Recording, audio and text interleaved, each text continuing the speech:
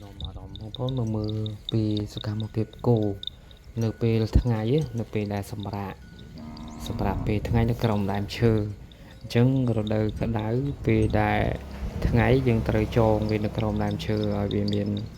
កន្លែងត្រជាក់ហ្នឹងបងប្អូនមុននឹងយើងបញ្ចេញវាទៅវាលឲ្យស៊ីហើយរដូវក្តៅនេះសោតយើងកុំអាចបញ្ចេញទៅថ្ងៃក្តៅពេកយើងអាចម៉ោង3កន្លះអីទៅវាត្រជាក់អញ្ចឹងគោវាស៊ីឆាប់ឆ្អែតដែរដោយសារវាត្រជាក់ផងវារដូវក្តៅវាអាចខ្លាចវាប៉ះពាល់វាមានជំងឺមានអីចឹងបងប្អូនពិបាកអញ្ចឹងដើមឈើគឺជាសារៈសំខាន់មួយដែរសម្រាប់មិនថាមនុស្សឬក៏សត្វទេបងប្អូនហ្នឹងហើយច្រកក្រមលប់សកម្មភាពគោហ្នឹងបងប្អូនហើយគោទាំងអស់នេះប្រហែលជាម៉ោង3កន្លះឬក៏ម៉ោងអីហ្នឹងគេបញ្ចេញទៅក្រៅបងប្អូនបញ្ចេញឲ្យស៊ីឯងអញ្ចឹងវាត្រូវការជ្រកម្លប់ដូចទំនើបជាងដែរបងប្អូន